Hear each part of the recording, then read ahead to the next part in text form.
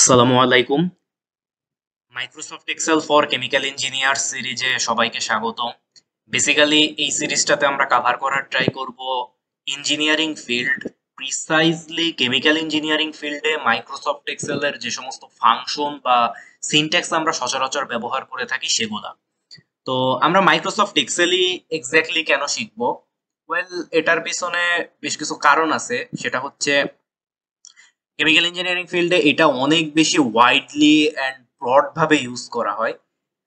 তো অনেক স্প্রেডশিটই এমন থাকতে পারে যেখানে হয়তো লক্ষাধিক সারি বা লক্ষাধিক কলাম থাকতে পারে। তো এই সমস্ত স্প্রেডশিট গুলাকে হ্যান্ডেল করা, স্প্রেডশিটের মাঝে বিভিন্ন ম্যাথমেটিক্যাল অপারেশন করা বা স্প্রেডশিটের কোনো একটা পোর্শনকে গ্রাফিক্যালি রিপ্রেজেন্ট করা, এগুলোর জন্য Microsoft Excel one of the best software. Moreover এটা অনেক বেশি user friendly and beginner friendly. তো আমরা এখানে ব্যবহার করব মাইক্রোসফট এক্সেলের 2021 ভার্সনটা।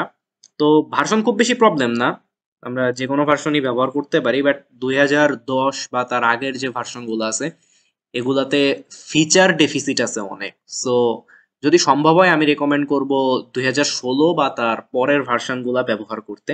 তো আমরা এক্সেল 2021-এর ইন্টারফেসটা কেমন হবে যদি একটু দেখি। এখানে আমরা এক্সেলে ঢোকার পর অনেক রকম টেমপ্লেট দেখতে পারবো। তো আমরা এখান থেকে ব্ল্যাঙ্ক ওয়ার্কবুকে ঢুকবো। তো ব্ল্যাঙ্ক ওয়ার্কবুকে ঢুকলে এখানে অনেক রকম আমরা ফাংশন দেখতে পারবো। বাট আমরা শুরুতে একটা জিনিস যদি দেখি, ধরো র্যান্ডম একটা ঘর আমি সিলেক্ট করলাম। এটা আছে আমার সি কলাম এবং 5 নাম্বার সারিতে। সো এই ঘরটার নাম হচ্ছে C5। আমরা যখন ফর্মুলা অ্যাপ্লাই করব এক্সেলের বিভিন্ন ঘরে, তো আমাদের এই ঘরটার নাম সম্পর্কে আমাদের আসলে জানতে হবে যে ঘরটার নাম কিভাবে আসে। ধরো র্যান্ডম আমি এখানে একটা ঘর সিলেক্ট করলাম। সো এটা হচ্ছে ও কলামের 16 নাম্বার সারিতে আছে। তো এই ঘরের নামটা আমার উপরে নেম বক্সে দেখাচ্ছে। তো এই ঘরের নামটা আমাদের বিভিন্ন সূত্র অ্যাপ্লাইয়ের সময় দেখতে হয়। এখন আরেকটা বিষয় হচ্ছে এক্সেলকে আমরা ক্যালকুলেটর হিসেবে ব্যবহার করতে পারি। বেসিক ম্যাথমেটিক্যাল যে অপারেশন গুলো আছে, আমাদের যোগ বিয়োগ গুণ ভাগ, এগুলো সব আমরা এক্সেলে অপারেট করতে পারি। তো এক্সেলে যদি বেসিক ম্যাথমেটিক্যাল অপারেশন আমরা দেখি, তো অ্যাডিশনের জন্য প্লাস, বিয়োগের জন্য মাইনাস, গুণের জন্য স্টার সাইন, আর ভাগের জন্য আমরা স্ল্যাশ সাইনটা ব্যবহার করব। তো আমরা যদি এক্সেল ক্যালকুলেটর হিসেবে ব্যবহার করার কিছু এক্সাম্পল দেখি, আমি জাস্ট বোঝার সুবিধার্থে এখান থেকে একটু জুম ইন করে নিচ্ছি। তো প্লাস মাইনাস এগুলাতে আমরা জুম ইন জুম আউট করে নিতে পারবো। তো অ্যাডিশন যদি আমরা কিছু দেখি, তার জন্য যেটা করতে হবে, ধরো 5+2। তো এখানে আমার এক্সেল কোনো রেজাল্ট দিবে না, কারণ আমরা যদি র্যান্ডম কোনো অপারেশন এভাবে লিখি, তো এক্সেল এটাকে সিনট্যাক্স হিসেবেই কাউন্ট করবে। এখন আমাদের যদি ম্যাথমেটিক্যাল কোনো অপারেশন করতে হয়, তার জন্য আমাদের ফার্স্টে ইকুয়াল সাইন দিতে হবে সব সময়। যে কোনো ম্যাথমেটিক্যাল অপারেশন এক্সেলে ঘটানোর জন্য বা কোনো ফাংশন বললে ভুল হবে, এক্স্যাক্টলি যে কোনো কমান্ড ব্যবহারের জন্য আমাদের ফার্স্টে ইকুয়াল সাইনটা দিতেই হবে। তো ইকুয়াল টু 5+2 যদি আমি দেই, তাহলে আমার রেজাল্ট চলে আসলো 7। সেম ভাবে যদি আমি ইকুয়াল টু দেই 5-7-2 equal to 5 into 7, 35 equal to 5 divided by 7, 0.7142। এভাবে করে আমরা এক্সেলের ভিতরেই বিভিন্ন ম্যাথমেটিক্যাল অপারেশন বা গাণিতিক প্রক্রিয়ার যে কাজগুলা এগুলা করতে পারি। এখন আমরা এই এক্সেল ব্যবহার করে বেশ কিছু রাশিমালার মান নির্ণয় করা দেখব, যাতে করে এই জিনিসগুলো আমাদের একটু প্র্যাকটিস হয়। তার আগে আমাদের আরেকটা জিনিস দেখা জরুরি। আমরা যেহেতু অনেক রকম ম্যাথমেটিক্যাল অপারেশন এক্সেলে করব, তার জন্য আমাদেরকে জানতে হবে যে কোন কমান্ড দিলে বা কোন সিনট্যাক্স ইউজ করে আমরা ওই ম্যাথমেটিক্যাল অপারেশনটা করতে পারবো। তো এখানে বেসিক কয়েকটা চার্ট দিয়ে, বেসিক কিছু চার্টে কিছু জিনিস দেওয়া আছে। তো বেশ কিছু অপারেটর আমরা এখানে দেখতে পাচ্ছি। আমরা যদি পাওয়ারে ক্যালকুলেশন করতে চাই, তাহলে আমাদের এরকম একটা ক্যাপ সাইন ব্যবহার করতে হয়। তারপর ই টু দি পাওয়ার, এটা যদি আমি করতে চাই তাহলে ইএক্সপি দিয়ে ব্র্যাকেটে আমার লিখতে হয়। সেম ভাবে লগারিদমের জন্য লন, তারপর ত্রিকোণমিতির জন্য সাইন, কস, ট্যান, কসেক, সেক, কট, এভাবে এর আগে এ যুক্ত করলে এগুলো আমার সব ইনভার্স ট্রাইগোনোমেট্রিক ফাংশন হিসেবে কাজ করে। আবার আমি যদি লাস্টে এইচ যোগ করি, সাইন এইচ, এ কোসেক এগুলো আমার হাইপারবোলিক ফাংশন মিন করে। তো এক্সেলে এইগুলা বিল্ট ইন ভাবে দেওয়া থাকে।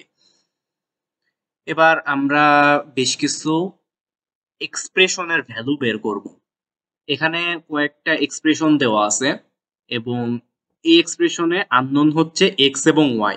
এখন এক্স ওয়াই এর বিভিন্ন মানের সেটের জন্য আমরা এই এক্সপ্রেশনগুলোর ভ্যালু ব্যবহার করব। তাহলে আমরা এক্সেলে গিয়ে যদি এই জিনিসগুলো দেখি, এখানে আমাদের এক্সপ্রেশনের সবকিছুই তোলা আছে। আমরা এখন যেটা করব সেটা হচ্ছে এক্স এর ভ্যালু যখন 1 এবং ওয়াই এর ভ্যালু যখন 2, তখন 2x প্লাস 3y এই টার্মটার ভ্যালু বের করব। এখন 2x প্লাস 3y, এখানে আমি একটা ম্যাথমেটিক্যাল অপারেশন যেহেতু করব, তার জন্য অবশ্যই আমাদেরকে ফার্স্টে একটা ইকুয়াল সাইন ব্যবহার করতে হবে। তাহলে ইকুয়াল টু 2 গুণের জন্য স্টার 2 ইন্টু এক্স, এক্স এর ভ্যালু কত দেওয়া আছে এখানে 1, প্লাস 3 ইন্টু ওয়াই এর ভ্যালু কত দেওয়া আছে 2। তাহলে এই ঘরটাকে আমি সিলেক্ট করব। তাহলে এটা আমার ফর্মুলা অ্যাপ্লাই করা হয়ে গেল। এখন আমি যদি এন্টার দেই তাহলে 2x প্লাস 3y এর ভ্যালু আমাদের বের হয়ে গেল। সেম ভাবে যদি আমি 3x মাইনাস 5y বের করি তাহলে equal to 3 into x minus 5 into y, enter. Similarly 6x square y cube, এটার জন্য যেটা করব 6 ইন্টু এই এক্স স্কোয়ারের জন্য আমরা কি ব্যবহার করব, যেহেতু এটা একটা পাওয়ার, আমরা স্লাইডে দেখে আসছি যে পাওয়ারের জন্য ক্যাপ সাইন ব্যবহার করতে হয়। তাহলে p4 to the power 2 into y, y এর ভ্যালু হচ্ছে এখানে, তাহলে y to the power 3, enter. আর লাস্ট যে বড় রাশিটা, এটার জন্য কি করব, ইকুয়াল সাইন দিলাম। ই টু দি পাওয়ারের জন্য আমরা কি ব্যবহার করব, exp। এখন একটু এখানে একটা কথা আছে, exp লেখার পর exp দিয়ে আমার যতগুলা পসিবল কমান্ড আছে সবগুলো কিন্তু আমার এক্সেল এখানে শো করে দিচ্ছে।